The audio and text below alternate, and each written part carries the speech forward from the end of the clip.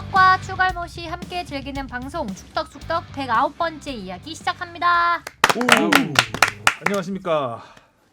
도쿄올림픽 개최 여부가 불투명한 가운데 김학범호가 네. 강릉에서 소집됐습니다. 손흥민 선수는 푹 쉬었고요. 네. 토트넘은 8부 리그 원정에서 많은 화제를 뿌리면서 대승을 거뒀습니다. 말 잔치였어요 거의. 경기 내용보다 오히려 그 뒷얘기들 네, 참 비하인드 재밌었죠. 스토리들. 그리고 이강인, 황의조 선수가 나란히 공격 포인트를 올렸다는 소식까지 오늘 축덕숙덕 시작하겠습니다. 네. 안녕하십니까, 주영문입니다. 안녕하세요, 주시은입니다. 안녕하세요 박진영입니다. 하성룡입니다.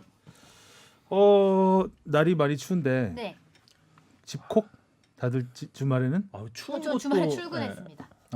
주말에는 출근해야죠. 수업 때는. 추운 것도 추운 건데 눈이 진짜 내릴 눈이 너무 때는 많이 와요. 와 저기 사무실이 19층인데 밖이 안 보여요. 그러니까 눈이 한참 내릴 맞아, 때는 하얘가지고. 뚱해서 그때 혹시 도로에 갇힌 사람 있어요 그날? 진짜 저는 그때 운전하면 난리 날 것 같은데. 운 좋게도 그 지난주에 눈 많이 왔을 때도 일찍 퇴근을 해서 집에 갇혔고. 집에 갇혔고 음, 어제 눈이 또 많이 왔잖아요. 네. 또 집에 갇히고. 아하, 다행이네요 집에 갇혀서. 네. 그래서 오늘 출근할 때 무서워서 좀 일찍 출근했거든요. 새벽에 회사에 갇히는 것보다는 뭐 훨씬 낫잖아요. 택시 타고 왔습니다. 일에 갇혀 있는 우리 뽕 작가와 함께. 네. 저는 그 눈 많이 온 날 집은 가까워요. 여기 회사에서 한 10분 거리밖에 안 되는데 집 앞에 높은 언덕이 있습니다. 못 올라갔죠. 근데 거기가 문제가 뭐냐면은 좌회전 신호를 받자마자 언덕이 시작되고 언덕 거기에 그 속도 방지턱이 있어요. 근데 신호 대기하고 있는데 앞에 차들이 한 3대 정도가 서 있더라고요. 그래서 뭔가 하고 봤더니 다 거기 걸려서 못 넘어가는 차들. 어머 어떡해. 빙판길이 돼가지고 조심해야 그래서 돼, 진짜. 아파트 경비원 아저씨들이 한 2-3분이 아예 나와서 한 대씩 보내주고 계시더라고요. 뒤에서 밀어서. 대출금 많이 들여서 산 집인데. 언덕은 어떻게 부지가 안 돼? 좀 예. 근데 아. 저는 SUV라 나름 자신이 있었어요. 근데 사륜까지는 아니죠. 예. 사륜은 아닌데 앞에 차들이 막혀 있다 보니까 속도를 못 내서 못 올라가다 못 보니까 제 차가 그렇지. 아. 딱 거기 걸렸는데 앞에 차들은 승용차였거든요. 한 1-2분 만에 다 빠져나갔어. 제 차 무겁다 보니까 안 되는 또 지나가던 행인까지 도와줘가지고 3명이 뒤에서 밀어가지고 한 10분 만에 거기 빠져. 민폐를 끼치고 그 영상 찍어서 비디오 먹에 제보해 주시지. 근데 제보 안 하셨어요. 하여튼 최근에 그 눈 때문에 네. 고생하시는 분들 많을 것 같은데 그러니까. 눈길 조심하세요 진짜. 저는 눈비를 되게 좋아하거든요. 눈비 눈이랑 그래서 비. 길이 미끄러워도 저는 눈을 되게 좋아하는. 그리고 눈에서 운전하는 걸 되게 잘했어요 옛날부터. 엔진 브레이크 써가면서.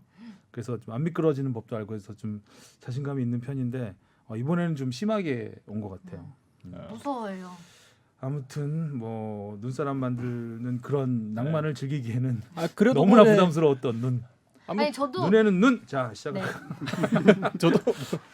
저도 애들이 아파트 단지에서 막 눈싸움하고 눈사람 만드는데 그러니까 요새 또 막 그 핫하잖아요. 오리 오리 모양 만들잖아요. SNS 저는 엄청 정말 많아. 정말 약간 찌든 어른처럼 내일 출근 어떡하지? 이 생각을 하니까 너무 마음이 아프더라고요. 찌들었네. 찌들었죠. 찌들었어. 올해 30. 찌들었어 찌들 이제. 때가 됐네. 저도 손실해서 못 누가 만지겠더라고요. 못 만들어. 힘들어. 자 알겠습니다. 자 오늘 그러면 축덕수덕 댓글부터 시작을 할까요? 네, I'm Anonymous님. I'm Anonymous죠? 네, I'm Anonymous님. 석현준 선수 병역 기피 진짜 괘씸하네요. 돌이켜 생각해 보니까 자카르타 팔렘방 아시안 게임은 정말 다행인 대회였네요. 황의조는 인맥 축구 논란에 힘들었을 텐데 말도 안 되는 맹활약을 보여주고 멱살 끌고 팀 우승시키면서 손흥민이 계속 프리미어리그 뛸 수 있도록 거의 만들어줬다고 해도 과언이 아니고 석현준이 그때 메달 땄으면 석현준이 어떤 사람인지 몰라볼 뻔했네요. 동정론. 네. 석현준 선수의 이런 마음이 많이 들죠. 석현준 선수는 어린 시절부터 일단 해외에서 승부를 보기 위해서 일찍 나갔잖아요. 나가서 이제 굉장히 많은 팀을 돌면서 결국에는 이제 올림픽 무대에서 어떻게 해보려고 했는데 그게 안 되다 보니까 이렇게 됐고, 반면에 황의조 선수는 국내에서 이제 차근차근 단계를 밟아서 결국은 아시안 게임에 또 극적으로 뽑혀서 네. 또 병역 면제까지 받는 정말 대조적인 유럽 진출까지 이룬 예, 그 활약을. 결국 유럽까지 간. 루트는 달랐는데 루트가 다르고 어쨌든 결과도 많이 달랐던 두 선수 같습니다. 네. 다음이요. 마이클 스코긴스님이 내가 석현준이어도 귀화하겠다. 유럽 돌다 중국, 중동도 가고 자기 삶인 거지. 사실 어린 시절 유학 가서 아이비리그 가거나 좋은 학교 다니다 외국계 기업 다니다 국적 포기하는 애들이 얼마나 많은데 대중적으로 그렇게 사랑해준 적도 국가나 협회 차원에서 그간 해준 것도 없으면서 군복무 얘기만 나오면 해외 선수들은 못 잡아먹어서 안달. 우리도 좀 덜 촌스러워지면 좋겠다는.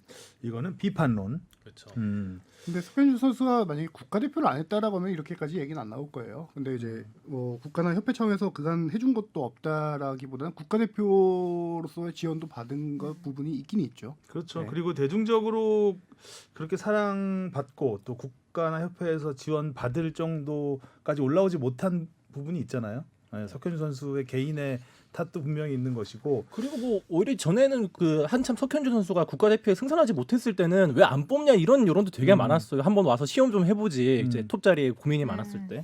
그리고 네. 뭐 리우 올림픽 앞두고는 반짝도 굉장히 좋은 폼을 보여줬기 때문에 기대를 했었고 기회도 올림픽에서 골도 분명히 넣어줬고. 있었죠. 예. 그리고 또 여기 쓰신 말씀 중에는 그 뭐 해준 나라에서 해준 것도 없으면서 군복무 얘기만 나오면 해외 선수들은 못 잡아먹어서 안달. 이거는 좀 뭐 일반 국민들이 나라에서 뭘 해줬다고 군대에 가는 건 아니잖아요. 네. 근데 뭐 요 의견도 어떤 뉘앙스나 뭐 생각을 담고 있는지는 네. 이해가 알겠습니다. 갑니다. 하여튼 뭐 네. 좀 정반대 의견이 나란히 네. 올라왔습니다. 다음이요. 지식의 재발견님. 주바페 새해 복 많이 받으세요. 네. 아니 새해 복 새해 많이 받으라는데 왜 닉네임을 씹으세요? 지식의 재발견님도 새해 복 많이 받으세요. 아이고 좋습니다. 다음이요. 저희 복도 나눠주시지. 잘 논다 둘이. 자. 아주 큰돌 1님 1000캐시를 후원하셨습니다. 오랜만에 올해 첫 후원이에요. 아주 큰 아, 돈이 그래요? 됐습니다. 네. 감사합니다. 저희가 만져보지 세뱃돈이네요. 못해도 세뱃돈 거의. 음. 예. 종종 해주세요. 네. 썩을로마님이 이것도 안 씹네. 이런 거는. 되게 입에 자연스럽게 짝짝 붙나요? 나왔어요. 아, 평소 많이 닉네임이? 쓰는 말처럼. 슬클릿 업데이트 때까지 목이 빠져라 기다립니다. 저번에 댓글 읽어줘서 깜짝 놀랐습니다. 고맙습니다. 들으면서 잠에 드는 게 이제 루틴이 돼버렸습니다. 아 축덕수덕이 졸리다는 의견. 몇 번쯤에 주무실까요? 그러니까요. 어. 수면제로 쓰시는 건가요 지금? 주합회 오프닝만 듣고 자는 주무시는 거 아니지? 라떼 때는 코를 골고 계시다는. 아니 중반부에 ASMR처럼 진행하는 것도 아 너무 웃기다. 뭐 좋아요 꼭 눌러주세요 할 때 눈을 꾹 감으시고 주무시는. 누르고 자는 잘 수도 있고. 다 들었다. 예. 여기에 답글로 프리맨님이 저도 키키키 축덕숙덕 항상 응원합니다라고. 잠잘 때 듣기 좋은가 봐요. 그런 저희 거인가 봐요. 본격 수면 방송. 근데 제 축구 수면 목소리가 방송. 약간 잠을 깨울 텐데. 이주리아님 왜 댓글이 없나요? 설마 내가 처음인가?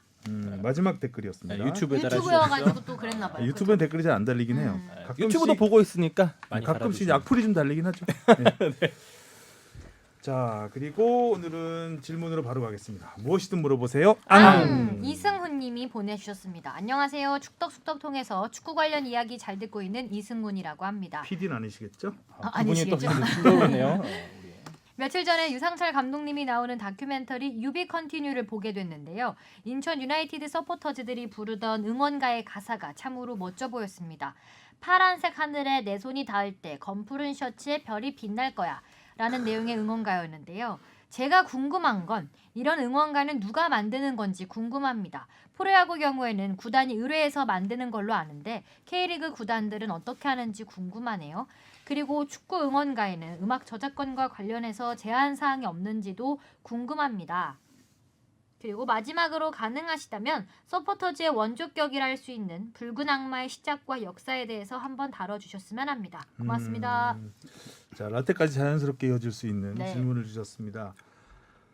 일단 뭐 저기 질문 주신 노래 있잖아요. 가사가 멋있다고 하신 노래는 일단 인천 서포터스가 자체적으로 만든 이제 응원가고요. 아 서포터즈 작사, 작곡? 서포터 분이 하신 건가요? 그러니까 그거를 제가 이제 설명드릴 건데 조용히 하라는 얘기군요. 알겠습니다. 낄끼빠빠. 구단 여기 구단에서 의뢰해서 만드는 응원가가 있냐라고 물어보긴 했는데 인천 구단에 직접 물어봤더니 한 곡이 딱 있다고 해요. 구단에서 의뢰해서 만든 곡은 Together Be Forever. 우리는 인천. 한국이 아니네요. 뭐 이렇게 있다고 하는데 거의 대부분 이제 서포터즈들이 만듭니다. 인천뿐만 아니라 다른 구단도 알아보면은 해외 응원가 곡들이 있어요. 거기서 음을 따오게 되죠. 거기서 음을 따와서 가사를 이제 팀에 맞게 바꾸는 거죠.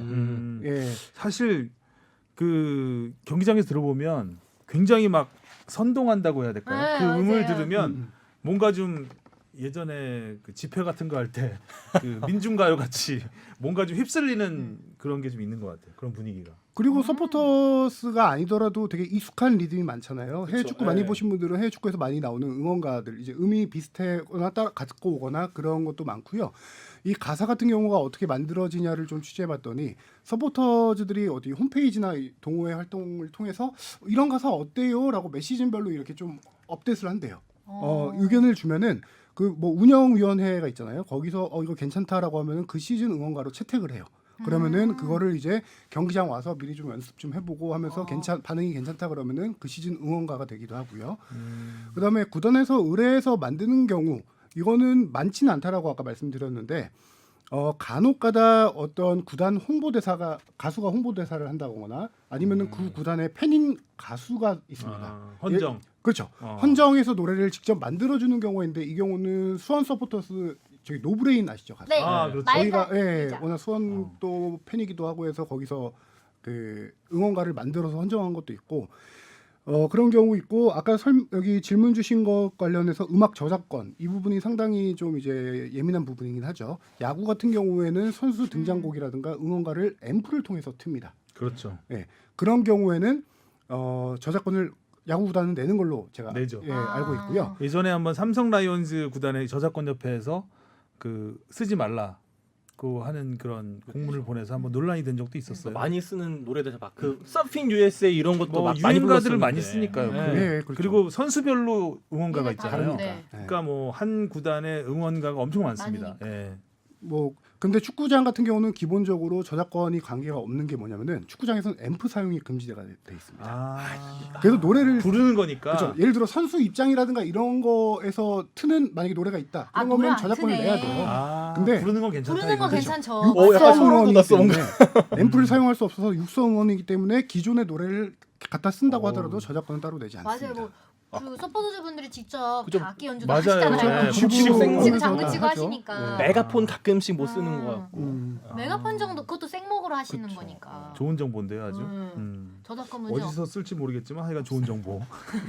법망을 피해갈 때 요긴하게 쓸 수 있는. 사실 이 음악 저작권 때문에 물론 저작권 중요하죠. 저작권 때문에 이제 사실 크리스마스 때 캐롤도 못 듣잖아요. 그렇죠. 맞아요. 길거리에서 길거리. 캐롤이 네, 사라졌잖아요. 맞아요. 예전에는 정말 크리스마스 분위기 물씬 연말이면 네, 그 조명이랑 해서. 그러니까요. 조명은 저작권 없잖아요. 그렇죠, 그렇죠. 조명은 지금도 있고요. 그래서 노래들이 이제 길거리에서 노래를 듣지 못한다는 거. 맞아요. 예전에는 이제 음악 그 LP판 팔고 이런 데에서 바깥에다가 그냥 틀어놓고. 무조건 틀었거든요. 크게 그런 약간의 낭만인데 네. 그런 걸 할 수 벌써 없어요. 라떼 코너에 들어간 듯한 느낌이. 아 그런 경험 없으신가요? 아 있죠, 있죠. 저희도. 나만 알고 있는 거였나? 요새 유상철 감독님 이 아까 맨 앞에 나왔었는데 아, 예. 많이 호전됐다고. 뭐. 저 뉴스에도 한번 나오셨잖아요. 네, 그렇죠. 지금 진짜 예전 얘기지만 당시 이제 그 투병 소식이 알려질 때까지만 하더라도 많이 좀 힘든 상황이다라고 알려졌었는데 지금 그 당시에 이제 워낙 건강하셨던 분이니까 뭐라고 하죠 이걸? 항암 치료? 아니 안 좋아지는 것 속도도 빨랐다고 해요. 악화되는 아. 거. 악화되는 것도 빨랐는데 그만큼 진행 속도가 더 빨랐네. 진행 속도 그렇죠. 다 그 단어가 생각 안 나서 진행 진, 속도가 진행은 빨랐는데 역시 진행하시는 분이 다 달라. MC. 역시 그렇죠. 진행하시는 운동 선수 분. 출신이고 워낙 몸도 좋고 하다 보니까 회복 속도도 그만큼 또 빨랐다고 하더라고요. 아. 그래서 맞아요. 현재 예. 참 어떻게 보면 동전의 양면이죠. 몸이 아이러니하네. 건강한 사람은 악화도 빨리 되고 회복도 빨리 되고. 회복력도 좋고. 암도 세포니까. 그래서 일단 항암 치료는 모두 다 마친 상태로 이제 검진을 해봤을 때 일단 암세포가 거의 사라졌다라는 진단을 받았고요. 다행이네요. 예. 근데 이제 췌장 같은 경우는 한 5년 정도를 봐야 된다고 하더라고요. 그렇죠. 그 예. 사이에 뭐 다시 또 재발될 수도 뭐 있는 언제 상황이기 어떤 때문에 상황이 벌어질지 모르니까 계속 조심은 하셔야겠죠. 그렇죠. 완치라는 개념은 아니고 많이 좋아지신 상황이다. 잘 그렇게 유지를 봐야죠. 하셨으면 좋겠습니다. 자, 그럼 라떼로 가볼까요? 네. 자, 축덕다방에 주문하신 라떼 나왔습니다. 주문하신 축덕다방에 라떼 나왔습니다. 자, 붉은 악마. 예전에 한번 붉은 악마에 대해서 얘기를 좀 했던 거 같죠? 네, 맞아요. 근데 제가 예전 걸 찾아보려고 했는데 워낙 원고가 많아서 찾아보지 못했고 그래서 다시 한번 예전에 했던 작업을 다시 했는데 붉은 악마라는 이름이 우리나라에 알려진 거는 저는 생생히 기억을 합니다. 1983년 세계 청소년 축구 선수권 멕시코에서 열렸죠. 당시에 이제 박종환 감독이 이끄는 우리 대표팀이 4강까지 올라가는 4강 신화, 꽤 오래 지속됐던 4강 신화가 있었는데 당시에 이제 현지에서 붉은 악마라는 이제 표현을 썼다고 한국 언론이 현재 뭐 가보진 않았으니까 모르겠지만은 네. 언론을 통해서 이제 붉은 악마라는 말이 이제 알려지기 시작을 했습니다. 그래서 제가 그 당시 언론들을 몇 개 찾아봤는데 붉은 악마라고 쓴 데도 있고요. 네. 붉은 이리떼라고 쓴 데도 있어요. 이리떼? 이리떼. 예. 요즘에 일이라는 표현 잘 안 쓰죠. 네. 예. 이솝 우화에만 들을 법한 네, 일이. 그렇죠. 늑대 말고 이리. 그러니까 붉은 이리떼라는 표현도 있더라고요. 근데 왜 하필 일이었을까? 그러게 한국이랑 일이랑 전북 상관이 이리 있나요? 출신인가요? 그렇죠. 예전에 전북에 1위라고 있었는데. 아, 이리 저 기차 폭발 사고도 한번 있지 않았나? 네. 이리. 그래서 멕시코 현지에서 이제 이런 말들이 나온다고 해서 이제 화제가 됐었고 또 1986년도 월드컵이 멕시코에서 또 열렸잖아요. 이때 또 그 한국 언론에서 붉은 악마가 간다, 다시 간다 이런 표현들을 많이 썼습니다. 그런데 이제 붉은 악마라는 애칭이 그러니까 우리나라가 원조가 아니라는 게 또 이제 약간 네. 화제가 됐었죠. 이제 벨기에 네. 대표팀이 그렇죠. 붉은 악마라는 애칭을 가장 먼저 얻었던 것으로 원조다라는 것이 알려졌었고 본격적으로 이제 붉은 악마가 한국 축구 대표팀 응원단의 애칭으로 쓰이기 시작한 거는 1995년입니다. 오. 당시 PC통신 하이텔이라고 있었죠. 기억하시나요? 하이텔, 천리안, 나우콤. 유니텔. 태어났니? 전 제일 그렇죠. 그러니까 제일 처음 썼던 게 당시 유니텔, 하이텔 이런 거였는데. 어떻게 알아? 나도 모르는데. 아예 아는 척하는 거죠 뭐. 걘 진짜 날 속인 것 같아요. 그러니까 타임머신 타고 왔다니까요. 어. 근데 PC통신 하이텔 축구 동호인 10명이 이제 축구 응원단을 결성을 합니다. 10명이서요. 네, 10명이서. 그러면서 이제 붉은 악마라는 이름을 이제 쓰기 시작했는데 본격적으로 이제 현장 응원에 나가서 붉은 악마로 활약을 하게 된 거는 1997년이 본격적인 출범해라고 볼 수 있죠. 그때 이제 98년 프랑스 월드컵 최종 예선. 그때 축구 열기가 확 그렇죠. 뜨겁게 한일전도 날아올랐거든요. 많이 열렸고. 그때가 이제 도쿄 대첩이 있었다는 그렇죠. 거예요. 예. 네. 일본에는 울트라 니폰이라고 네, 울트라니폰. 울트라 니폰이 90년대 초반에 한 92, 3년 정도에 결성이 됐어요. 그래서 일본은 이미 100년 대계를 설계를 해서 당시에 축구를 전략 종목으로 육성하기 위해서 나라에서 전폭적으로 지원을 했던 때였고 그러면서 이제 울트라 니폰이라는 그 국가대표 서포터즈를 이제 지원하기 시작을 한 거죠. 그래서 엄청나게 뭐 맞아, 그래도. 회원 수는 상대가 안 됐죠 그때. 울트라 니폰은 거의 뭐 한 구역을 다 차지할 정도로 굉장히 대규모였고 우리나라는 이제 뭐 한 천여 명 정도 되는 소규모였는데 거기에 이제 또 약간 일본이 뭘 하면 또 자극을 받잖아요. 자극을 받아서 붉은 악마가 정말 폭풍 성장합니다. 역시 회원들이 뭐 하루에 몇백 명씩 늘고 그러면서 이제 뭐 10,000명을 돌파하게 되고 이 해가 바로 1997년이에요. 그래서 당시에 97년 연말 그 뭐 스포츠 결산 이런 걸 좀 보니까 붉은 악마 신드롬이라는 이제 그런 기사들도 좀 몇 개 보이더라고요. 그러면서 붉은 악마의 그 이름을 놓고 또 논쟁이 시작됩니다. 왜 악마가 들어가느냐? 그러니까 어감이 좋지는 않잖아요. 그리고 그렇게. 붉은색이 뭔가 우리나라 입장에서는 빨간색이잖아요.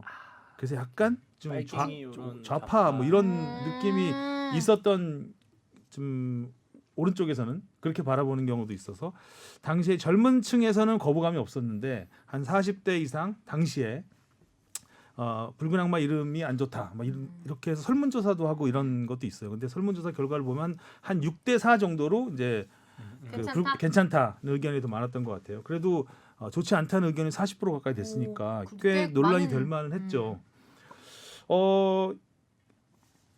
이 붉은 악마라는 응원단에 또 반기를 든 응원단이 등장을 합니다. 이렇게 해서 그러니까 붉은 악마에서 악마를 싫어하는 데가 어디입니까? 개신교죠. 네. 개신교는 악마를 싫어하잖아요. 그래서 개신교에서 악마를 빼야 된다라는 막 이런 그 운동까지 막 하고 해서 그때 1위가 나온 건가요? 아니요 1위는 한참 전에 일이죠. 전에. 네. 무슨 종교 전쟁 듣는 것 같아요. 일이죠. 그래서 화이트 엔젤이라는 응원단이 나옵니다.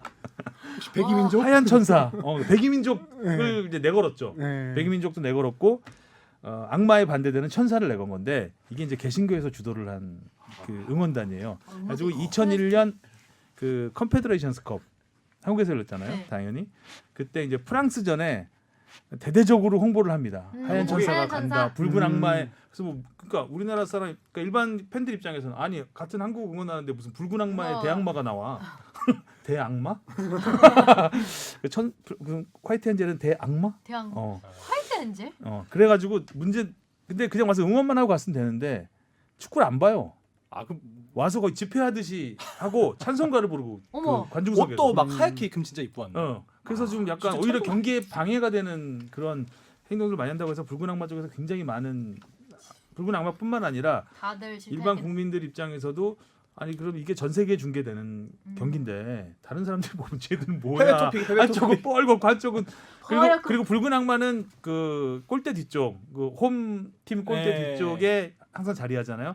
그 화이트 엔젤은 그 중앙선 부근에 자리를 해서 딱 그 중계 잘 보이는. 중계를 하면 아이고야. 중계를 하면 계속 거칩니다. 이렇게 중앙선 흰색이잖아. 중앙선 또 갑자기 흰색이 반을 딱 갈라 있습니다.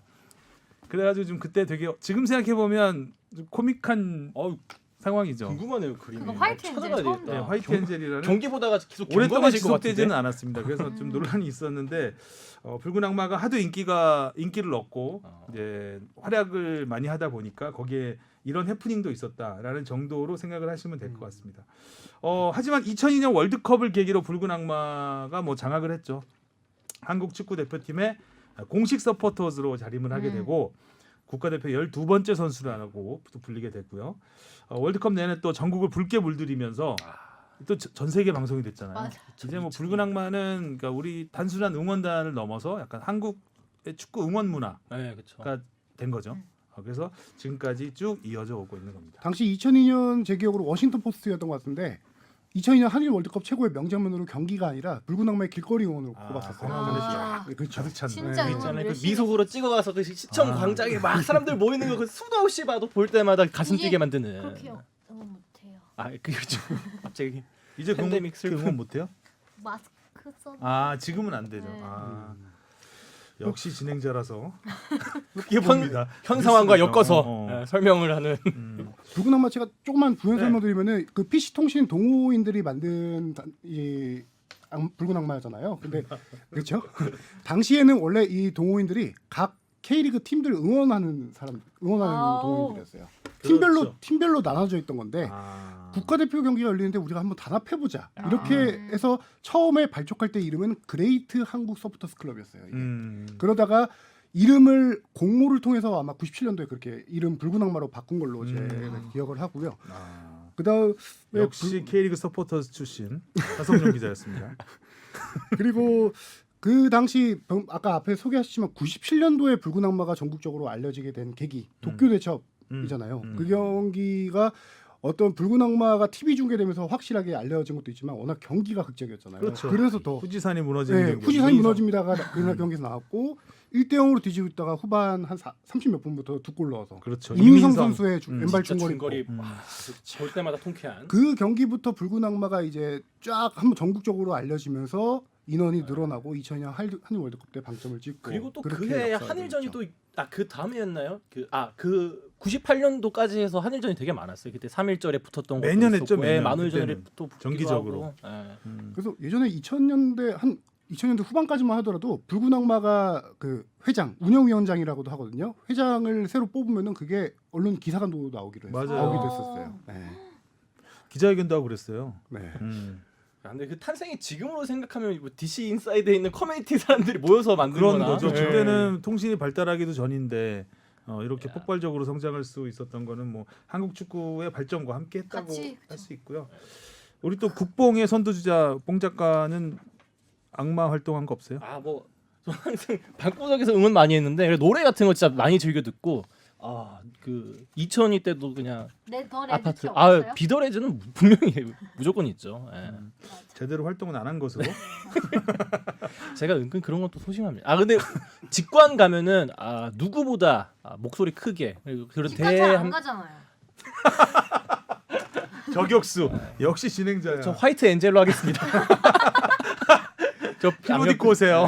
백이 민족 할게요. 뽕 입고 작가한테 머리에 띠 달고. 뽕 작가한테 축구장은 연애하는데 아니에요? 그래서 연애하려고만 이용했지. 값싸게. 맞아. 어, 이렇게 또 몰아가고. 약박한 뽕 지영이- 작가였고요. 지영이 갑자기 대본봐. 아마 이 타이밍에 써놨어요 뭐 대본에. 이 타이밍에 아마 주신 아나운서의 그 중간 멘트가 들어가지 않을까. 음악 큐. 네, 메인 테마로 가보겠습니다. 네. 자, 김학범호가 소집이 됐는데 자 도쿄올림픽이 일단 열려야 될 텐데요. 그러니까요. 일단은 상황이 너무 안 좋아서. 네, 어찌됐든 우리 선수들은 도쿄만 보고 지금 네. 달려가야 되는 상황입니다. 안타깝다. 하성룡 기자가 강릉 현지를 취재를 다녀오셨어요? 당일치기로. 당일치기로 갔다 왔죠. 하긴 강릉 정도는 저한테 1박 2일로 가면 안 되냐고 해서 강릉, 야 고속도로가 얼마나 잘 뚫렸는데 지금 얄팍하게 밤에 한잔 하려고 당일치기로 다녀오셨군요. 당일치기로 다녀오신 하성룡 기자. 그쪽에 맛있는 게 많아요. 맞아요. 맛있는 거 많아요. 회도 맛있을 거고. 분위기 어땠나요? 10분만 가면 주문진이고요. 자, 어제 분위기가 되게 좋았어요. 주문을 네. 외우시는군요. 일단- 1박 2일로 갔으면 분위기 더 좋았을 텐데. 왜냐하면 김학범 감독님도 뭐 1박 새해, 2일은 텔레비에서 보시고요. 네. 새해 첫 출발인데 어제 기자들이 엄청났어요. 한 2, 30개 언론사가 왔거든요. 우와. 김학범 감독님이 그만큼 이제 네, 기자들도 목말라 있었던 거죠. 그렇죠.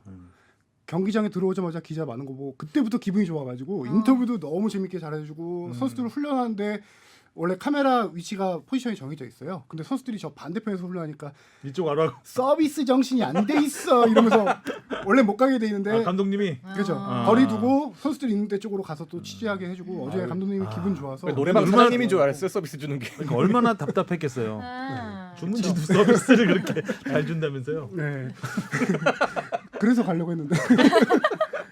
그래서 아니 뭐 일단 소집했는데 왜 강릉이냐? 왜냐면은 지금 뽕 작가도 약속의 땅 강릉이라고 적어놓긴 했는데 지난해 1월 AFC 챔피언십에 나가기 전에도 강릉에서 3주 정도 전지훈련을 하고 나갔습니다. 그리고 올해 또 1년 만에 꼭 여기 와서 또 이제 전지훈련을 하고 있는데 그래서 한번 물어봤어요. 그때 김학범 감독 말로는 강릉이 훈련하기에 상당히 여건이 좋다라고 하네요. 주변에 숙박시설과 따뜻해요. 그렇죠. 따뜻해요? 가장 은근히, 예. 메인 이유가 그거였어요. 어. 숙박시설이나 뭐 경기장도 많은 것뿐만 아니라 서울 다른 지역에 비해서 엄청 따뜻해요. 강릉? 어제 음. 강릉 제가 그래서 낮 기온을 재봤더니 오후 그 영상 4도였거든요. 강원도인데도 네. 불구하고. 어제 그러니까 태백산맥이 막아주나? 예, 태백산맥이 약간 막아주고 좀 그런 또, 게 있을 거예요. 예, 동해 이게 바다에 가까이 있기 때문에 거기서 거기서 따뜻한 그런 온도 변화가 심하지가 않습니다. 라고 옛날에 한국지리에서 배웠던 거. 아, 팬 현상 나오고 하겠네요. 예, 팬 현상 나오고. 써져. 예. 1박 시베리아 2일 가고 싶은 북서풍. 곳이긴 하구나. 네. 1박 이기상 쌤 제가 열심히 배웠습니다. 그래서 거기다가 김학범 감독님이 강릉을 워낙 잘 아세요. 강릉 출신이에요. 아. 그래서 어떤 경기장이나 어떤 시설 이런 거 강원 FC 대관하는데 감독도 하셨고. 그렇죠. 어느 정도 영향력이 있어서 좀 더 선수들에게 최적의 그 환경을 좀 제공할 수 있는 것도 있고 그런 걸 다 차치하고라도 이유를 들어봤더니 따뜻하다는 거. 그게 저는 그냥 따뜻하다라고만 이해를 했는데 자세히 얘기를 들어보니까 김학범 감독님이 또 공부하는 지도자시잖아요. 어떤 그런 것도 세밀하게 딱 선수 생각한다는 걸 느낀 게 오전에 그렇게 따뜻하대요. 특히 아. 그 훈련하는 경기장 환경만 강릉 전체가 아니라 이 경기장에서 훈련할 때 오전에 엄청 따뜻한데 강릉에서 지금 머무는 동안 제일 집중해야 될 거는 체력 훈련이에요. 선수들이 지금 한참 휴식기로 몸이 많이 불어 있고 좀 많이 굳어 있는 상태인데 일주일 동안 체력 훈련을 정말 강하게 하기 위해서는 따뜻한 날씨에서 무조건 해야 된다. 그래서 중요하죠. 이 경기장의 오전과 오후 날씨가 다르다. 그래서 그거에 맞춰서 오전에 체력 훈련 위주로 해서 선수들 왜냐하면 추우면은 부상 위험이 워낙 높거든요. 커지니까. 김학범 감독 체력 훈련 워낙 강도 높기로 유명하고요. 그래서 날씨가 따뜻할 때 그날 기온을 봐서 날씨가 더 따뜻하다고 했을 때 체력 훈련을 심하게? 하고 조금 더 추워질 때 전술 훈련하고 이런 것도 세분화해서 다 진짜 하고 있더라고요. 디테일하시다. 디테일 상당히 디테일하죠. 그리고 체력 훈련하다가 날씨가 추워지면 갑자기 전술 훈련으로 바꾸고 이러진 않겠죠? 어제는 미디어가 왔다고 해서 좀 보여줘야 된다라고 해서 아. 전술 훈련을 좀 오후에 아. 이렇게 좀 하긴 했고요. 어제 좀 그림이 좋더라고요. 활기차고 네. 그림도 좀 다양했던 것 같아요. 원래대로라면은 체력 훈련을 할 시간이었어요. 아. 근데 이제 미디어들이 왔다고 또 기분 보통 좋아. 이제 첫 소집 훈련 취재를 가면 지금 그림이 단순하거든요. 맞아요. 네. 뭐 이렇게 가볍게 제대로 안 하고 뭐 이 가볍게 정도. 몸만 풀고 네. 마는 경우가 많은데 어제 같은 경우는 뭐 여러 가지가 있었던 것 같아요. 선수들 분위기도 좋았고. 네. 그래서 뭐 소집한 다음에 일주일 동안 체력을 바짝 끌어올리고 이제 19일 날 제주도로 이동해서 K리그 4개 팀하고 거기서 이제 본격적으로 오. 실전 감각을 끌어올리는 평가전을 하는데요. 4개 팀은 최종 한 팀이 아직 확정이 안 되는데 포항하고 좀 협상 중이고 나머지는 수원 FC, 성남, 대전하고 이렇게 연습 경기를 갖고 전부 제주도에서 그렇죠. 전지훈련 제주도에서 하는 전지훈련을 하는 팀들이죠. 팀들이죠. 그렇게 총 3주간 전지훈련을 마무리하고 해산을 하게 됩니다. 국내에서 전지훈련을 하니까 또 이런 좋은 점도 있네요. 네. 예. 프로팀과 같이 이렇게 쉽게. 하면 좋죠. 그렇죠. 그래서 지금 강릉에서 하고 있는데 또 다른 아까 이유 중에 하나가 지난번 아시아 챔피언십 나가기 전에 화제가 됐던 것 중에 하나가 선수들을 저기 백사장에서 뛰게 했어요. 아, 백사장. 김학범 감독님이. 음. 그게 왜 뛰게 했냐라고 물어보니까 선수들 그 맨발로 백사장을 뛰게 되거나 할 때 신발 신고 뛰더라도 더 힘들잖아요. 네. 일반 힘들죠. 뛰기보다. 그럼 하체 빠지니까. 근력 강화뿐만 아니라 밸런스 훈련에 그렇게 좋대요. 아, 중심을 잘 예전에 잡고 뛰어야 메시가 그런 훈련을 해서 좀 화제가 됐었던 것 같기도 하고요. 되니까. 뭐 모래밭에서 네, 공차고 모래밭에서 했던 것 공차고. 같다. 그래서 그거 올해 했냐 이번에도 하냐 그랬더니 그 얘기는 아직 안 하시더라고요. 발시력. 네, 그래서 뭐 그런 이유 여러 가지 환경적인 거를 다 고려해서 결정한 것 같고요. 또 주문진도 가깝고 하니까 고려를 하셨겠죠. 회도 드시고 싶어요. 겸사겸사. 그다음에 또 어제 맞은 그 훈련 중에 키포인트 중에 하나는 공식적으로 선언을 했어요. 국내파 선수들에게 마지막 기회다. 26명을 소집했는데 그중에 25명이 K리거입니다. 이제 해외파 저기 유럽에 뛰는 선수들은 소집할 수가 없으니까 이렇게 했는데 이 선수들에게 마지막 기회라고 천명한 이유가 3월 달과 6월 달에 A매치 소집 기간이 있는데 이때 올림픽 대표팀도 소집해서 평가전을 가질 계획이에요. 근데 평가전을 하겠다라고 하면은 조금 26명까지 소집하기보다 좀 더 이제 그때는 유럽파도 또 소집을 할 수 있는 상황이니까 그때 조금 이제 최종 명단에 가까운 정예 멤버로 가겠다라고 해서 이번에 마지막 옥석 가리기를 좀 하겠다는 거였거든요. 근데 문제는 3월 달과 6월 달에 평가전을 불안하죠. 가기가 할수 상당히 있나요? 힘든 상황이에요. 3월 6월 평가전 상대는 정해져 있지 않은 아니요, 거죠. 전혀 정해져 있지 않고 우리가 홈에서 하냐 나가는 거냐도 정해져 있지 않아요. 왜냐하면은 자가격리가 있어서 우리가 원정을 나가게 될 경우 그 팀 선수들이 K리그가 진행 중인 상황인데 들어와서 또 2주간 자가격리를 해야 되는 문제가 있고 그러니까요. 예. 홈에서 하더라도 상대 팀이 와서 자가격리를 해야 되는 상황이 있고 상당히 지금 아무래도 힘든 상황. K리그에 참여를 해야 될 것 같은데요. 김학범 FC로. 진짜 자가격리가 이제 문제다. 다 무슨 계획은 뭐 열심히 짰지만 네. 중요한 건 환경이 지금 안 받쳐주는 게 잡혀지지 문제잖아요. 않아가지고. 그 부분이 좀 답답한 것 같은데 선수들도 인터뷰 들어보니까 올림픽 해야죠. 올림픽 네, 꼭 할 겁니다. 근데 긍정적으로 얘기를 했는데 꼭 했으면 좋겠습니다, 진짜. 김학범 감독님한테 그런 질문도 했어요. 올림픽 연기된 게 아쉽냐, 아니면은 좀 뭐 다행이냐 물어봤더니 뭐 공식 그 뻔한 답변일 수 있는데 일장일단 있다라고 얘기를 하는데 일장 좋은 점은 뭐냐면은 선수들이 그만큼 더 성장할 수 있는 기회를 얻었고 팀 조직력을 갖출 수 있는 기회를 얻었다라고 얘기를 하면서 예시를 든 게 당시에 아시아 챔피언십 나가기 전만 해도 2부 리그, K리그 2부 리그 선수들이 엄청 많았어요. 그 당시에 그런 약간 어떤 논란도 좀 있었는데 2부 리그 선수들이 왜 이렇게 많냐라는 얘기도 있었는데 봐라 지금 2부 리그 출신 선수들이 이렇게 성장해서 1부 리그 간 선수들도 꽤 있고 거기에 송민규 선수까지 그렇죠. 가세를 했고. 러브콜 받는 선수들도 있고 예를 들면 당시에 이동준 선수 2부 리그였잖아요. 그렇죠. 지금 그렇게 성장을 해서 지금 울산에 입단했고요. 뭐 그런 선수들이 되게 많아요. 그런데 그래서 그런 거를 장점으로 꼽았고 아쉬운 점이 뭐냐 이게 좀 중요할 것 같은데 아시아 챔피언십 우승으로 팀 분위기가 워낙 좋았대요. 그 기운을 살려서 기세. 갔었어야 됐는데. 바로 갔으면은 우리 진짜 1 낼 수 있을 것 같은 기운이었대요. 공백이 당시에. 너무 길었다. 시험은 그쵸. 기준데. 그래서 이제 그 분위기를 다시 끌어올리기 위해서 또 이번 훈련을 더 강도 높게 해서 선수들의 집중력을 높게 훈련을 한다고 하더라고요.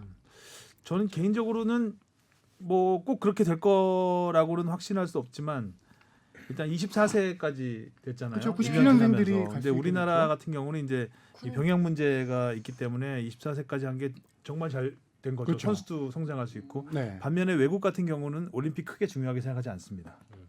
아마 24세까지 올려도 그 선수들이 만약에 성장을 했다면 올림픽에 못 나올 수도 있어요. 클럽에서 안 보내줄 수도 있으니까. 국제로 가야죠. 그러니까 오히려 그런 연령이 하나 더 올라간 거는 우리한테 도움이 될 수도 있다라는 생각은 개인적으로는 하고 있습니다. 저도 그런 또 기세적인 측면은 아쉬울 수 있긴 한데 지금 이번에 뽑힌 명단만 봐도 누가 최종 명단에 들어갈지 안 들어갈지를 모르겠어요. 그만큼 최종 뭐, 명단 18명이잖아요. 네. 18명이죠. 진짜 적다. 뭐 해외파까지 뭐 들어올 거 생각하면은 이번에 26명 모였으니까. 네. 또 여기에 와일드카드 3장을 빼면은 결국 15명이거든요. 15명. 근데 26명이 모였는데 그 중에서도 울산 선수들이 빠진 겁니다. 클럽 월드컵 준비하기 위해서 그 빼줬는데 경쟁이 울산에 치열하구나. 이동 누가 있냐? 원두재 선수 있죠. 이동영 선수 있죠. 붙박이들이 지금 아까 제가 얘기한 부산에서 울산으로 이적한 이동준 선수 있죠. 거기다가 또 이번에 김진야 선수랑 손봉근 선수는 저기 4주 기초군사훈련 들어가서 이번에 소집이 안 됐어요. 그러니까 이번이 진짜 마지막 옥석고르인 게 거기서 추려서 이 선수들 포함해서 나중에 뽑겠다는 얘기인데 18명 중에 3명 와일드 카드죠. 골키퍼 2명이죠. 필드 플레이어 그렇게 치면은 몇 명 안 돼. 13명밖에 안 되는 거예요. 그래서 이 김학봉 감독님이 이런 경쟁 구도로 잘 만든 것 같아서 선수들도 이렇게 힘이 그렇게 막 맥이 빠지지는 않을 것 같아요. 예. 경쟁 구도를 만들면서 스쿼드를 2개로 만들잖아요. 예. 그렇죠. 김학봉 감독 스타일은. 그 얘기 나와서 생각나는데 김학봉 감독님 팀에 들어온 선수들의 특징 중에 하나는 포기하는 선수가 없어요. 나 경기 못 뛰어. 이렇게 포기하고 약간 훈련을 약간 좀 중시 안 할 경우도 있는데 다른 팀 같은 경우는 워낙 주전이 확고한 팀은 근데 김학봉 감독은 워낙 다 알잖아요. 경기마다 로테이션을 그냥 절반 이상을 돌려버리잖아요. 과감하게. 그래서 선수들의 준비 자세가 좋다는 거예요. 내가 언제 사실 그렇게 클 건지 돌렸을 때 모른다라는 결과가 걸 안 알기 때문에. 좋으면 굉장히 많은 욕을 먹을 수 있는데 그런데 잘하고 있으니까 항상 그렇죠. 또 잘 예. 썼고. 힘내라 얘들아. 약속의 땅에서 꼭 약속을 얘들아. 지키시기 바라겠습니다. 런던 신화를 넘겠다는 약속을 하셨습니다. 그렇죠. 힘내라. 기대하겠고요. 이제 올림픽이 예정대로 열릴 수 있을 것인가? 지금 막 긴급 사태 발령하고 난리인데요. 7월 24일이 개막입니다. 네. 벌써 또 가까워진 것 같아요. 지난해 되게. 3월 24일인가에 아마 결정이 됐던 걸로 기억을 그렇죠. 하는데 네, 3월 올해도 아마 3월쯤이면 결판이 나지 않을까 싶어요. 일단 3월부터는 각 종목의 테스트 이벤트가 열립니다. 도쿄에서. 그리고 각 종목의 예선이 시작이 돼요. 제일 먼저 시작되는 게 3월 4일에 아티스틱 스위밍이라고 예전에 싱크로나이즈 스위밍 네. 도쿄에서 테스트 이벤트를 합니다. 이걸 하느냐 못 하느냐가 굉장히 큰 잣대가 될 것 같고요. 그 다음에 3월 10일에 IOC 총회가 있어요. 여기서 이제 굉장히 많은 논의가 되겠죠. 아마 여기서 어느 정도는 윤곽이 나타나지 않을까 싶고, 그 다음에 3월 25일이 이건 딱 박혀져 있는 일정입니다. 3월 25일이 성화 봉송 시작 날이에요. 일본이 조직위원회에서 정한 3월 25일에 출발해야 예정된 봉송 루트를 다 돌 수 있는 거죠. 근데 지금 일본이 난리잖아요. 네. 엊그제 뉴스 보니까 뭐 지금 일본은 봉쇄령 내렸잖아요. 도쿄 주변에. 그런데도 젊은이들이 뭐 성인식 한다고 모여서 술잔 술 먹고 술잔 돌려 마시고 뭐 밤 8시 이후로 영업하지 말라니까 밖에서 술을 이건 마신다고. 일본 우리가 알고 익히 알았던 일본의 국민성이 아니잖아요. 이런 모습은. 그렇죠. 일본은 정말 정부 말을 잘 들어요. 정부에 뭐 이게 저항하는 이런 게 없습니다. 그러니까 지금까지 그 아베 정권이 말도 안 되는 정책을 하면서도 끌고 왔던 건데 요즘 보면 젊은이들은 또 많이 말 안 일탈을 좀 하는 것 같은 생각이 들고 좀 아무래도 정부가 뒤늦게 일본 정부가 뒤늦게 지금 뭔가 해보려고 하다 보니까 말을 더 안 듣는 것 같아요. 이 도쿄 긴급 사태 선언도 어떤 올림픽 때문에 좀 늦게 선포하지 않나 이런 거에서 그럴 수도 있죠. 예, 일본에서도 지금 많이 올림픽을 반대하는 설문조사 많아요. 결과 훨씬 많아요. 반대가 더 한 높다라고 70% 하더라고요. 이상 되는 것 네. 같은데. 그러니까 일본이 정말 일본 정부가 웃긴 게 뭐냐면 우리는 확진자가 확 늘었을 때 검사 수를 확 늘렸잖아요. 한 뭐 3배, 4배를 늘려서 10만 명 이상 하루에 검사를 하고 이랬는데 그러면서 1,000명이 넘어가고 막 이런 그렇게 많은 외부의 공격을 받으면서도 그렇게 해서 결국은 줄여 나가잖아요. 근데 일본은 확진자가 너무 느니까 검사 수를 줄이고 있어요, 지금. 우리나라의 절반도 안 해요. 근데 원래도 계속 검사 수 엄청 적었는데 말이 많았잖아요. 적었는데 이게 일본은 이제 검사 기준이 증상이 좀 있다 그러면 일단 집에 있다가 아프면 와 이거예요. 어디가 좀 도저히 안 되겠으면 그 마지막 상황에서 검사를 하니까 확진율이 엄청 높아지지. 높죠. 우리나라 같은 경우 확진율이 5%는 안 넘 5%가 뭐야 더 안 될 수도 있는데 그 일본은 확진율이 굉장히 높습니다. 그래서 이게 쉽게 진정이 되지 않을 것 같은 우려가 갈수록 커지고 있어서 선수들 생각하면 열려요. 지켜봐야 될 것 같습니다. 깜깜하다. 하지만 좀 지금 이렇게 좋은 상황은 아닌 것만은 확실한 것 같고요. 힘내라 힘내라. 얘들아. 자 그러면 손흥민 선수 지난주에는 경기가 없었는데 있었죠. 팀은 경기가 있었는데 마린. 벤치에서 네. 방글방글 웃으면서 팀 승리를 지켜봤습니다. 8부 리그 팀 마린 FC와 FA컵 64강전을 치렀는데 이 마린 FC가 리버풀 머지사이드주에 있는 리버풀 예, 인근에 있는 작은 해안 마을입니다. 인구 5만 도시 인구 소도시죠. 5만의 소도시인데 정말 이뻐요. 그 주택가에 주택이 따박따박 모여 있는데 가운데 뻥 뚫려서 거기 축구장 경기장 공간 있잖아요. 하나만 딱 있어요. 정말 예쁘더라고요. 동화 같은 경기장. 어디 뭐 청춘 그 미드 뭐 영드 같은 거 보면 있을 법한 그런 조그마한 축구장. 그리고 그 매치업도 프리미어리그에서 뭐 우승을 다투는 팀하고 8부 리그 팀 역사상 가장 많이 차이 나는 팀의 동화 같은 대결. 조기 축구회 했는데 토트넘에게 딱 왔는 이런 느낌인 거죠. 1박 2일로 갔다 오고 싶더라고요. 여기를요? 너무 아쉬울걸요. 현지에 급파하려다가 자가격리 때문에 바닷가 근처고. 네. 회가 더 맛있을 수도 있고. 인터넷으로 경기를 지켜본 성룡 기자. 진짜 아까 뽕 작가가 앞에 말했다시피 동네 잔치였던 것 같아요. 진짜 소 한 마리 잡아도 될 만큼. 마을 회관에서 막 네, 모시고. 그렇죠. 경기 전부터 그 동네 주민들이 그러니까 나와가지고 그 앞에 경기장 입장하는 뭐 레드 카펫 것도 깔고. 오, 마치 갔다 온 것처럼 얘기하고 있어 지금. 그렇죠. 그다음에 거기는 아침 오전 기온과 오후 기온이 좀 차이가 있나요? 차이가 있겠죠. 아무래도 그렇죠. 있겠죠. 아무래도 당연히. 지구상의 도시락은 차이가 있겠죠. 있겠죠, 오전하고 아무래도. 오후하고. 일교차가 다 있는데요. 마린 FC는 오전에 체력 훈련하나요? 웃기다. 우리 뭔 얘기하다 말았죠? 레드 카페. 레드 카페. 동네 그러니까 한마디로 거기 팀에 뛰는 선수들이 이웃 주민인 거예요. 그죠? 그쵸. 이웃 주민이다 보니까 다 같이 나와서 거기 뭐 주변 청소도 했겠죠. 청소도 하고 뭐 깔고 그다음에 나한테 물어봐. 그다음에 다음 경기가 어디다라고 경기장 스타디움 옆에 그 웰컴 뭐 이렇게 그렇죠. 써놨던데 토트넘. 디지털 방식이 아니라 손으로 직접 껴서 그렇죠. 넣는 뭐 하는 거 같은 것 같아요. 스펠링을 직접 껴서 넣는 그런 것도 뭐 하는 영상도 공개되고 그다음에 경기장에 선수들이 입장하는데 그 주변에 한 몇백 명이 몰렸다고 해요. 그래서 의외로 저는 토트넘의 스타 플레이어들이 오니까 환호할 줄 알았는데 또 야유를 보내더라고요. 그것도 거기서. 귀여웠어요. 네. 귀여워. 아주 귀여웠던 것 같아 그거는. 그것도 아주 거센 야유도 아니고 약간 그렇게 맞이하는 듯한 그런 느낌이 들었어요. 그러니까 아까 앞에 주영민 선배가 얘기했다시피 주택가 마을 한가운데 있는 동네 공원 같은 느낌이에요 경기장이. 그래서 되게 아담한 사이즈의 경기장인데 관중석이 한 400석이 좀 안 된다고 해요. 근데 수용은 보통 3,000석 정도를 한대요. 그 뭐 서서 볼거나 그러겠죠. 와, 앉아 따닥따닥따닥. 제가 확실하게 모르겠지만 400석 정도로 나온 거는 아마 관중석이 있는 거고 딱 자리. 스탠드에 서서 뭐 사이사이 볼수 있는 거는 쓰고 뭐 그렇죠. 무릎에 근데 앉고 이번에 외신 찾아보니까 기존 최대 그 관중이 6,000명이었더라고요. 6천 명? 6,000명이었는데 300석에 6천 명. 이번에 뒷자리는 그 안 보일 것 같은데. 기록을 경신했습니다. 3만 석이 넘는 가상 티켓을 팔았기 때문에 가상 사진 붙였다면서요 경기장에. 귀여워. 가상 티켓 팔았는데 이게 10파운드짜리였어요. 그래서 이 티켓 값만으로 4억 5천만 원을 벌었고요. 와. 중계권료로 거의 한 1억, 그다음에 FA컵 뭐 출전 수당 이런 걸로 한 1억 해서 이 팀이 6억 원 정도 가까이 이제 6억 원 좀 넘을 수도 있고요. 몇 년 예산은 된 것 같아요. 이거 실제 선수가 인터뷰했습니다. 우리 팀 10년 운영할 수 있는 예산이다. 아. 그렇게 얘기를 했고 문제는 이 팀이 8부 리그 팀인데 최근에 코로나도 있었고 스폰서들이 떨어져 나가면서 팀 운영 자금이 엄청 모자라서 해체 위기였다고요? 지금 더 이상 경기도 못 하고 있는 상황이었고 그래서 팀을 해체해야 되냐 말아야 되냐 이런 상황에서 이 돈이 들어온 거예요. 진짜 역전. 이 진짜 화이트 엔젤이 팀에게는 내려온 거죠 이런 게 진짜. 팀에게는 대진 추첨이 이 팀의 운명을 바꿨다라고 할 정도로 그러네. 진짜 그렇죠. 토트넘 한 방이야 한 방. 전부 또 투잡이라고 하기도 그렇죠. 본업이 아니고 이제 취미로 하는 거잖아요. 축구를 어찌 보면. 근데 이렇게 봐야 될 것 같아요. 축구가 본업이라는 의미를 어느 걸로 더 돈을 많이 버냐라고 본다면은 당연히 축구보다는 그 다른 걸로 많이 벌겠죠. 이 선수들의 본업 일단 감독의 본업은 그 영어로 레일웨이라고 돼 있는데 철도원이고요. 본업이 철도신 분. 그렇죠.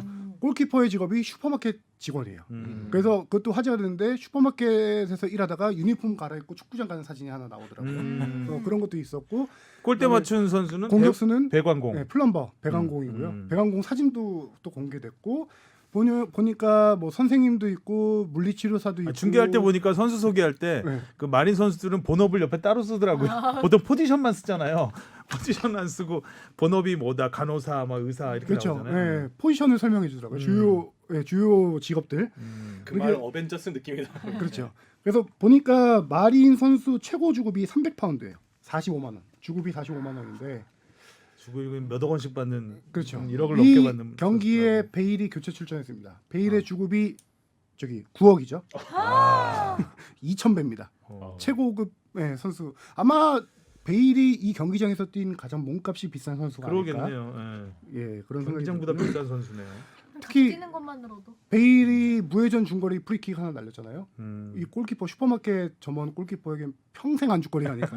아. 그 무회전 프리킥을 막아냈거든요. 슈퍼 뚝 떨어지는 세이브를 냈구나. 너 베일 막아봤냐? 베일슛 막아봤냐? 막아봤냐? 슈퍼 내가 막아봤다. 사이드에다가 슈퍼 세이브를 별거 했어. 없던데. 저는 그리고 이 경기가 되게 훈훈하다라고 느꼈던 건 뭐냐면은 조제 무리뉴 감독이 기자회견에서도 밝혔다시피 우리는 최선을 다하는 게 리스펙이다. 상대에 대한 그렇죠. 존중이다. 예. 그래서 알더베이로트, 시소코에다가 또 뭐 루카스 모우라 주전 선수들을 생각보다 많이 기용을 했어요. 베일을 교체 출전시킨 것도 그렇고요. 그래서 상대팀 그 감독이 이렇게 우리를 존중해준 무리뉴 감독을 나는 또 리스펙한다. 아, 그렇죠. 서로 가는 거 오는 정 이렇게 있었고 그렇죠. 스타 플레이어들이 뛰어줘야죠. 승패를 떠나서. 그렇죠. 또 토트넘은 이 당시 이 8부 리그 선수들에게 뭐 이렇게 말하기 그렇지만 조기 축구의 선수들이 프로팀과 뛰면은 유니폼 욕심 날 거 아니에요. 당연히 욕심 무조건 나잖아요. 나죠. 무조건 뭐 갖고 싶어 할 텐데 코로나 방역 지침 때문에 유니폼 교환이 금지돼 있습니다. 그래서 토트넘도 이걸 배려하기 위해서 선수단 전원 유니폼을 다 새 걸 갖고 가서 상대 팀에게 다 줬다고 하더라고요. 진짜 훈훈하다. 정감했다. 네. 와, 이 마을에는 정말 평생 대대로 네. 이어질 역사가 탄생한 날이었네요. 그렇죠. 상대팀 주장의 인터뷰 내용도 상당히 조금 가슴에 와닿았는데 실력 차가 많이 나잖아요. 우리는 그 토트넘 선수들의 등을 등 보고 번호. 쫓아가는데 바빴다. 하지만 그 등에 적혀 있는 이름을 보면 너무 감격스러웠다. 시인인데 그렇죠. 응원가 만들어야 되겠는데요. 이야. 아 그리고 우리 뽕 작가가 제목을 잘 잡았네요. 손 없는 날 푹 쉰 손흥민. 네. 이것도 읽어줘야 좋아하잖아요. 뽕 아니 작가 열심히 아니 안 썼는데. 주시는 거죠. 그래요? 그럼 이거 잘라주세요. 편집해주세요. 세 번 정도 틀어주세요. 네. 알리의 몸 개그도 좀 화제가 됐죠. 네, 너무 손흥민을 웃기던데? 웃게 한. 네. 그게 잔디에 걸린 것 같아요. 뒤로 넘어지셨잖아요. 네, 그죠? 그렇죠. 넘어지셨어.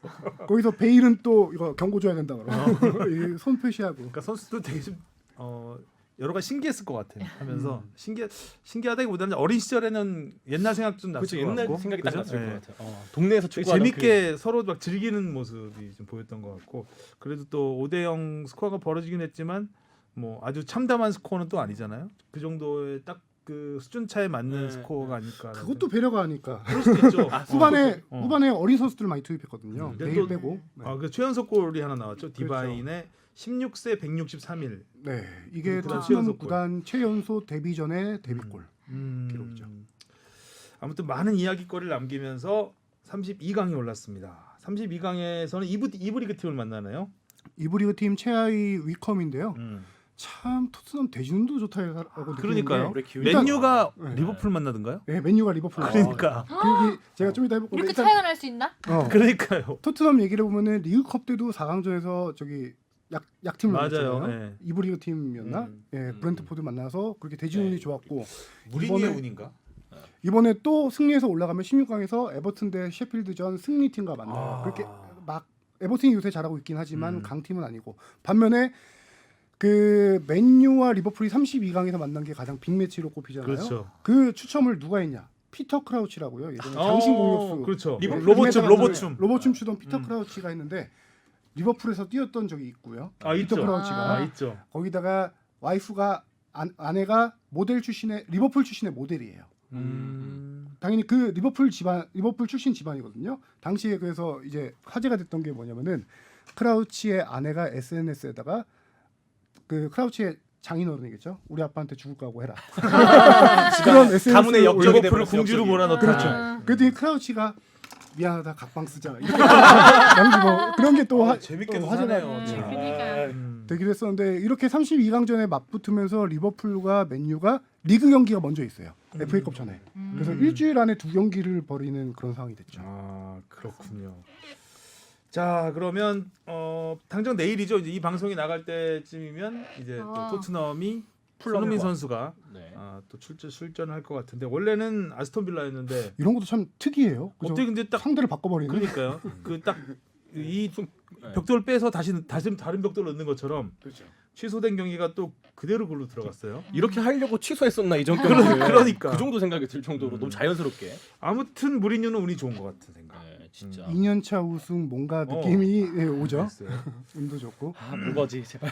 근데 그래도 그나마 상대가 바뀐 거는 조금 팀 입장에서는 뭐 훈련을 바꿔야 된다라는 그런 건 있겠지만 일정상으로는 상당히 다행이에요. 홈 경기가 됐잖아요. 이게 원정에서. 그렇죠. 거기에다가 이 경기가 에스톤빌라전까지 밀렸다면은 나중에 유로파리그 이제 토너먼트가 시작되면 막판에 경기 힘들어지죠. 일정이 엄청 일정이. 힘들어집니다. 그러니까 굉장히 어떻게 보면 운이 좋은 거죠. 그렇죠. 음. 또 리그 따라주네 계속. 리그컵 결승마저 4월에 열리기 때문에 엄청 지금 일정이 빡세질 텐데 한 경기를 이렇게 덜고 간다는 건 그나마 다행인 거죠. 자, 어록이 쏟아졌던 손흥민 선수 소식이었고요. 자, 다음에 오랜만에 모처럼 강인했던 이강인 선수 이야기를 해볼까요? 요즘에 이제 출장이 좀 잦아졌습니다. 그 전보다는. 네, 이강인 선수 정말 우리 사실- 기사 제목이 모처럼 강인했다. 음. 되게 좋았는데 진짜 제가 정했습니다. 여기 예. 뭔가 이게 그 스멜이 났어요. 진짜 지난해 7월에 골 넣은 이후로 6개월 만에 나온 시즌 1호 골이었죠. 음. 네, 부산컵에서 46일 만에 선발 출전했는데 그 이강인 선수가 가르시아 감독하고 불화설이 끊임없이 나오고 있어요. 그렇죠. 네, 심지어 감독이 공식 기자회견에서 이강인 선수뿐만 아니라 막시 고메즈라는 선수랑도 사이가 안 좋다 이런 언론 보도들이 나오니까 해명하기도 했어요. 얘네들하고 나 전혀 불화 없다. 예, 얘네가 경기 못 뛴 거는 전술적인 뭐 이유 때문이었지 불화가 아니다.라고 했는데 이강인 선수의 입지 변화가 요새 조금 느껴지는 게 새해 기운이 좋아요. 21년에. 21년에 점도 지금 봤어요? 취재 많이 했네. 21년에 지금 새해 첫 경기였던 카디즈전에서 전반 26분 만에 가메이로 선수가 부상을 당하면서 교체 출전해요. 그때 60몇 분 뛰면서 그때 경기력이 상당히 좋았어요. 그리고 나서 지금 올해 열린 3경기를 모두 다 뛴 거고 그중에 2경기를 다 선발로 나선 거거든요. 이제 가르시아 감독이 이강인 선수에 대한 인식 전환 터닝 포인트가 좀 되지 않을까 올해 새 첫 경기가. 이강인 선수가 선발로 나온 경기는 다 골을 넣든 못 넣든 네. 뭔가 조금씩은 다 보여줬거든요. 네, 항상 1인분은 하는 느낌이 내가 이강인이다. 약간 이런 이게 이강인이다. 이런 모습들을 좀 보여줬기 때문에 좀 더 출전 시간이 길어지면 결과가 좋게 나올 것 같은데. 거기다 또 극적인 효과가 12월을 거의 통으로 날렸는데 그 당시에 작은 부상도 있었고 코로나 확진으로 맞아. 그게 있어서 1월달에 지금 활약이 더 이렇게 극적으로 보이는 것도 있고요. 해보고 그래서 제가 잘하네. 통계를 하나 내봤는데 이강인 선수가 출전한 경기에서 발렌시아 성적이 좋더라고요. 승점이 따라줘야죠. 그렇죠. 선발 출전한 경기에서 이 리그만 따진 겁니다. 4승 2무 1패예요. 오. 이강인이 선발 출전한 경기 이 중에 레알 마드리드를 4대1로 꺾은 경기도 있습니다. 맞아요. 예. 거기다 레알 소시에다도 올 시즌 잘하고 있거든요. 1대0으로 이겼고요. 근데 발렌시아가 올 시즌 지금 18경기에서 성적이 어떤지 아세요? 거의 강등권이잖아요, 거의 지금. 많이 안 좋은데 그래도 요새 조금 올라갔거든요. 많이 안 좋은데 4승 7무 실패예요. 그중에 이강인이 선발 출전한 경기에서 4승 2무 1패. 이강인이 선발- 나왔을 때만 이겼네. 그렇죠. 그리고 교체 투입한 경기가 5경기인데 이 경기에선 3무 2패. 그 통계 모르나? 메일로 하나 제일 따로 해주세요. 좋네. 발렌시아 구단에. 이강인을 써야 하는 이유. 그렇죠. 그래서 이강인이 출전한 리그에서는 12경기 4승 5무 3패, 출전하지 않은 6경기에서 또 2무 4패, 승리가 없어요. 교체 출전하거나 출전하지 않은 경기에서 승리가 없다. 이거는 상당히 되게 그렇죠. 의미 교체 있는 통계일 것 같아요. 출전도 뭐 후반 뭐 1, 20분에 하는 게 아니라 뭐 아주 뒷부분에 하는 경우도 많고. 그렇죠. 예. 그때 뭐 들어가서 뭐 하라는 거야? 그러니까 주바페 화났어. 그래서 저기 레알 바야돌리드전에서 또 선발 출전해서 이번에 활약 되게 좋았잖아요. 전방으로 찔러주는 패스. 특히 저는 이강인 선수의 좋은 점 뭐 많이 나온 얘기지만 워낙 패스 받을 때 퍼스트 터치가 좋고요. 그 퍼스트 터치 중에 하나가 이제 터닝 동작으로 하는 경우가 많거든요. 상대를 속이면서 터닝으로 공간을 만든 다음에 찔러주는 패스. 이게 바야돌리드전에서 엄청 많이 나왔더라고요. 그래서 발렌시아 현지 언론에서 이렇게 평가를 했어요. 이강인이 전반에 팀 전체를 춤추게 했다라는 오. 평가. 오늘 하성룡 입에 터지면 다 어록인데요. 하나 또 있어요. 기운이 좋은데 하성룡 기운이 오늘. 네. 그 상대 선수 2명이 집중 마크를 이강인 선수로 했어요. 그 가운데서도 이강인이 패스, 움직임, 공격 지위를 막지 못했다라고 평가를 했고 한 가지 이 마지막 말이 저는 좀 와닿는데 만 19세라는 게 믿기지 않을 만큼 축구 달인의 풍모를 느끼겠다. 어. 발렌시아 지역 언론이 이렇게 평가를 했더라고요. 잘하지. 근데 평점은 안 좋더라고요. 뭐지? 뭐야 칭찬하고 반전쟁. 때렸어? 근데 저도 이게 국뽕이라서 팔이 안으로 굽는 건지 모르겠는데 이강인 선수가 이렇게 스피드를 내세우는 스타일은 아니잖아요. 그렇죠. 그래서 보면은 컨디션 기복도 그렇게 없는 것 같고 항상 이렇게 자기 몫을 해주는 것 같거든요. 네. 그래서 감독이 조금만 더 믿고 이 출전 시간을 늘려준다면 훨씬 더 많이 성장하고 이렇게 대성할 수 있을 것 같은데 그러게 말입니다. 아쉽습니다. 킥력은 확실히 킥력도 알아주니까 코너킥, 패스, 뭐 프리킥 네. 다 탈압박 전담하더라고요. 같은 것도 그렇고요. 공 안 뺏기잖아요. 잘. 그러니까요. 음. 그리고 또 주목할 점은 가르시아 감독하고 브라소를 아까 제가 소개해드렸었잖아요. 근데 요새 들어 가르시아 감독이 엄청 이강인 선수 칭찬을 많이 합니다. 왜 그럴까? 역시 비온 뒤에 땅이 계약 붙나? 기간이 1년 6개월 남았습니다. 재계약을 계속 추진하려고 하는데 이강인 선수 측에서는 지금 계속 안 하고 안 싶다 한다고 하고 하니까. 있잖아요. 출전 시간 보장해달라고 하고 있고. 그렇죠. 그래서 이게 어떤 의도가 있는 칭찬이 아닐까라는 음. 해석도 가능하죠. 넘어가면 안 돼. 이강인 가자. 각인해야 돼. 자, 국뽕에 취하는 축덕수덕. 다음 국뽕은 황의조 선수. 야 취한다. 되게 오랜만에 하는 거 간만에 같네요. 공격 포인트. 네. 원톱으로 나오니까 그래도 조금씩 움직임이 많이 보여요. 네. 그죠? 네. 황의조 선수 최근 5경기에서 공격 포인트가 2골에 1도움이에요. 1도움. 네, 2골에 1도움인데 그 5경기 중에 원톱으로 출전한 게 3경기입니다. 지금 그러니까 원톱으로 확실히 물론 왼쪽 측면 공격수로 나갔을 때도 1골 1도움, 원톱으로 나갔을 때도 1골 1도움. 현재 스탯은 똑같아요. 근데 경기력 차이가 확실히 커요. 네. 왜냐하면 황의조 선수는 유럽 축구 통계 사이트에 나온 그 강점, 약점 이렇게 선수별로 나와요. 강점은 그 제공권, 공중볼 장악 능력 이런 게 좋다고 나오고 약점이 뭐냐면은 크로스와 드리블이 약하다고 나와요. 근데 이 선수가 측면 공격을 쓰고 있는 거예요. 측면 공격수의 가장 핵심적인 역할 중에 하나는 드리블 돌파와 크로스인데 그렇지. 그걸 약한 선수가 지금 왼쪽 측면에 쓰고 있는데 최근에 원톱으로 쓴 경기 보면은 정말 하고 싶은 거 다 해라는 느낌으로 특히 공간을 빠져나가는 움직임 이런 게 확실하게 원톱으로 쓸 때 좋아졌더라고요. 하여튼 뭐 슈팅력은 그렇죠. 유럽에서 충분히 통할 수 있기 때문에 네. 좀 슈팅을 좀 많이 하게 네. 해줘야 되고 그런 위치에 서 있- 세워야 어. 되는데 측면은 좀 맞지 않죠. 황의조 선수하고는. 만들어서 가야 되니까. 그래서 팀 성적도 같이 올라가고 있는 게 보르도도 막 강등권까지 떨어지고 부진했던 팀인데 최근에 5경기 12인가? 그렇죠. 황의조 선수가 조금 많이 활약해준 최근 5경기에서 2승 1무 2패를 거두면서 지금 10위까지 올라갔습니다. 오. 네. 그 통계도 좀 보르도에 보내주시고요. 예. 그러니까 황의조 선수가 원톱으로 나가냐 안 나가냐는 이 마자라는 선수가 있어요. 보르도의 최전방 공격수 마자라는 선수인데 썬덜랜드에서 2018, 19, 17, 18 시즌이었나? 2부 리그 네. 썬덜랜드 2부 리그에서 15골 넣으면서 활약을 인정받아서 보르도에 온 선수예요. 그러니까 지난 시즌 6골, 황의조 선수랑 똑같은 6골 넣었고 이거는 좀 통계를 봐야겠네요. 리그가 6골이었거든요. 황의조 선수 시즌 전체가 6골이었고 그래서 이 선수가 올 시즌 계속 이제 최전방 공격수 자리를 맡고 있는데 지금 10경기째 득점이 없어요. 네, 그러니까 이제 맞아야겠네. 감독도 네. 그 선수가 맞아? 이제 가세 감독도 이제 이것만 기다리고 있었는 것 같아. 기다렸어. 네. 언제 마자를 그쵸. 써야 되나. 마자를 때리지 가세 못하니까. 가세 해보세요. 거기다가 약간 이 선수가 약간 게으르다라고 표현해야 될까? 많이 안 뛰는 움직임이 많지 스타일인가 않은 보요. 스타일이에요. 그러니까 10경기 득점도 없겠다. 이 선수를 빼고 황의조 선수를 원톱으로 올려봤는데 활약이 좋으니까 지금 감독도 계속 원톱으로 좀 더 많이 쓰지 않을까. 그렇죠. 그러니까 확실히 근데 그런 경기에서 봤을 때 이게 로리앙전에서도 좋았던 이 고무적인 기록이 1, 2선 공격진 가운데서 이 패스 성공률이 가장 높더라고요. 이게 마자 선수가 전방에서 그러면은 그런 덜 움직여졌던 유기적인 모습을 못 보여줬다면은 황의조 선수가 이렇게 보르도한테 되게 많이 윤활유 뛰는 역할을 것 좀 해주고 있는 것 같지 않나. 자 오늘 국뽕에 취한 축덕숙덕이었고요. 간만에 우리 선수들 얘기 많이 한 것 같아요. 그렇죠. 사실 김학봉호부터 시작을 해가지고 또 해축 얘기할 때는 손흥민 선수 소식만 많이 많이 전해드리지. 하는데, 맞아. 그러니까 다른 좀 더 선수들은 다양한 많이 게 우리 선수들 골고루 다르네요. 연령도 골고루. 그러니까요. 좀 골고루 활약도 좀 해주셨으면. 이제는 황희찬 선수도 코로나 털고 경기 나오기 시작했으니까 좀 더 맞아요, 활약이 좀 맞아요, 있기를 맞아요. 맞아요. 맞아 또 나왔어요. 경기에 가세했으니까. 맞아요. 근데 잠깐 보르도 감독 가세 맞죠? 맞아요. 가세 감독 가세 맞아요. 맞죠? 네. 그 전라도 사투리로 가세가 가위인데. 자 이제 집에 가세요.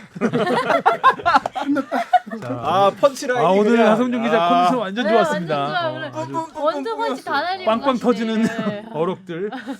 저 약간 하성준 취한 기자, 느낌인데 자기의 취한 느낌? 하성준 기자가 어제 강릉 갔다 늦게 왔거든요. 제가 1박 2일 안 주는 바람에 8시 뉴스 리포트하고 밤 늦게 왔는데 늦게 와서 오늘 오전 점심도 안 먹고 이거 준비했어요. 저희. 진짜요? 네. 너무 배고프시겠다. 아니, 이게 벼락치기 해야 된다고. 딴 데 근데 같으면은 이런 그렇죠. 수많은 어록들을 준비했을지는 다음부터 벼락치기를 주로 해야 되겠구나.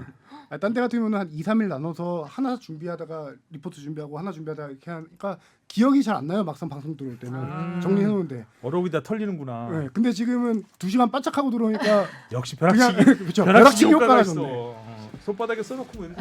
네. 마감은 우리의 힘이죠. 자, 오늘 이야기는 여기까지 하면 될 것 같습니다.